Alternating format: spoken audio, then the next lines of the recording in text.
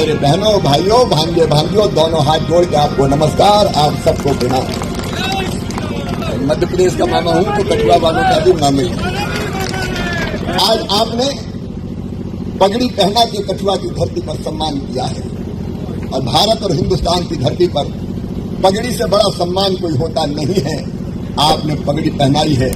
मैं आपको विश्वास दिलाता हूं, इस पगड़ी का मान कठुआ की जनता की शान और कठुआ का सम्मान कभी कम नहीं होने देंगे।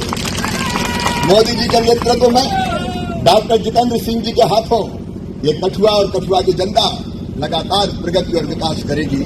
लेकिन मेरे बहनों और भाइयों, कठुआ की इस पवित्र धरा पर मैं पहली बार आया हूं। मैं डॉक्टर श्यामा प्रसाद मुखर्जी के चरणों में हाथ जोड़कर प्रणाम करता हूं। इसी कठुआ की धरती, जैसा डॉक्टर साहब बता रहे थे, पास के पुल से उनको गिरफ्तार किया गया था, क्योंकि उनका कहना यह था कि जम्मू की धरती, कश्मीर की धरती, कठुआ की धरती ये भारत की धरती है और यहाँ जाने के लिए मैं परमिट नहीं लूंगा। उन्हें सर्वोच्च बलिदान दिया। उनके चरणों में बारंबार मैं प्रणाम करता हूँ। और बहनों और भाइयों, आपने यहाँ बैठे कार्यकर्ताओं ने, उन कार्यकर्ताओं की पहली पीढ़ी ने कितना संघर्ष किया है, लाठियां खाई, जेल गए, आंदोलन किए, कभी मनोबल कम नहीं किया। ऐसे कार्यकर्ताओं को भी दोनों हाथ जोड़कर शीश झुकाकर मैं बारंबार प्रणाम करता हूँ, बारंबार प्रणाम करता हूँ। आप देखिए, जब से देश आजाद हुआ, 3 खानदानों ने, केवल 3 खानदानों ने यहाँ राज किया और राज नहीं किया। बुरी तरह से जम्मू और कश्मीर को लूटा। जम्मू और कश्मीर में भेदभाव किया गया। कठुआ वालों, जम्मू वालों, जैसे जम्मू तो सौतेला बेटा हो गया हो। जम्मू को न्याय नहीं मिला, कठुआ को न्याय नहीं मिला। लेकिन आज मैं भारतीय जनता पार्टी की ओर से आपसे ये निवेदन करना चाहता हूँ, भारतीय जनता पार्टी के लिए जम्मू और कश्मीर दोनों बराबर है, 2 आंखें। जम्मू के साथ अन्याय नहीं होगा, कठुआ के साथ अन्याय नहीं होगा। लेकिन नेशनल कॉन्फ्रेंस का मतलब क्या है? एनसी का मतलब है नॉनसेंस कॉन्फ्रेंस। ये नॉनसेंस, ये जरा चीन के सहयोग से हम धारा 370 समाप्त कर देंगे। जो चीन की बात करे, बताओ उसको वोट देना पसंद करोगे क्या? जो धारा 370 लाने की बात करे, उसको वोट देना पसंद करोगे क्या?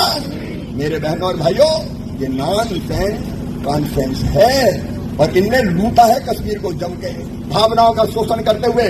और कांग्रेस को कहते हैं INC, Indian national corruption party है। ये इससे बड़ी भ्रष्टाचारी पार्टी और कोई दूसरी है नहीं।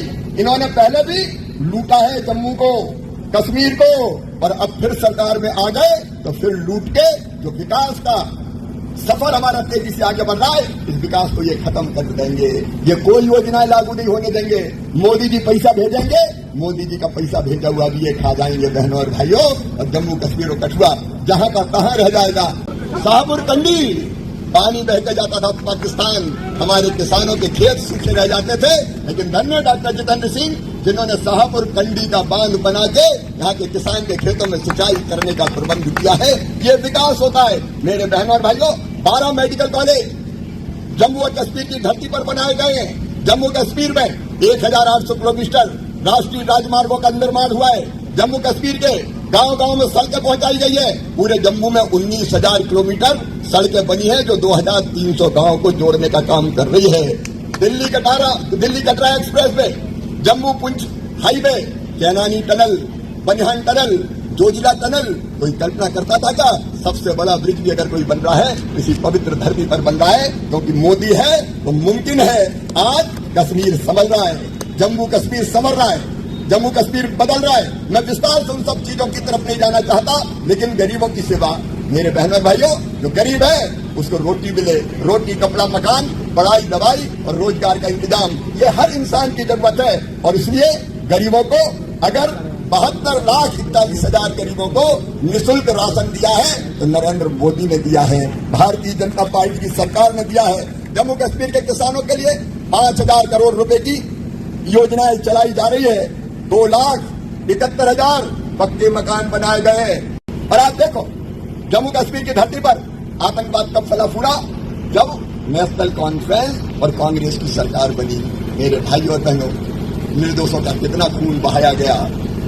गरीबों के, निर्दोषों के खून से जम्मू और कश्मीर की धरती लाल हो गई। आतंकवादियों ने यहाँ ऐसा कहर मचाया कि हमारी सेना के भी कई जवानों को बलिदान देना पड़ा।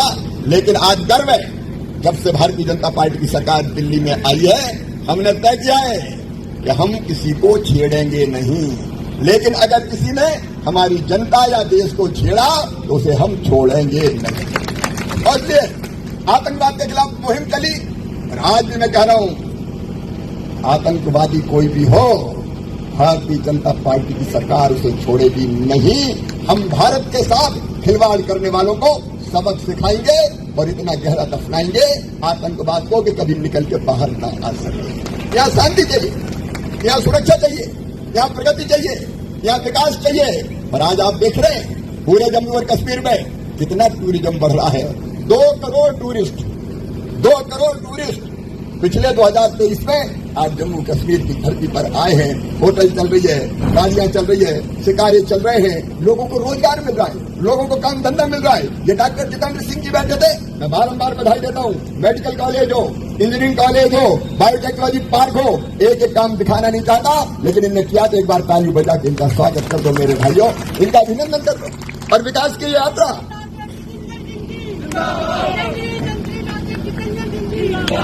और विकास की हमारी यात्रा निरंतर जारी रहेगी। हम जो करते हैं वही कहते हैं। हमारा लक्ष्य है जनता की तकदीर बदलना, आपकी जिंदगी में खुशहाली लाना, आपके होठों पर मुस्कुराहट खिले और आप आराम से अपना जीवन सुख के साथ जिए। लेकिन वो क्या करें? वो कह रहे हैं हमारी सरकार बनी तो हम धारा 370 खत्म कर देंगे। राहुल बाबा, एमसी वालों, तुम्हारी 7 पीढ़ियां भी धारा 370 समाप्त नहीं कर सकती।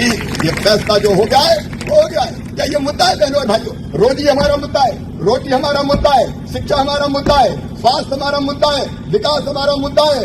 ये गलत दिशा में ले जा रहे हैं, शंकराचार्य पहाड़ी का नाम बदल देंगे। ये मुद्दा है तुम्हारे। भारतीय जनता पार्टी के रहते हुए ये किसी भी कीमत पर नहीं होने दिया जाएगा।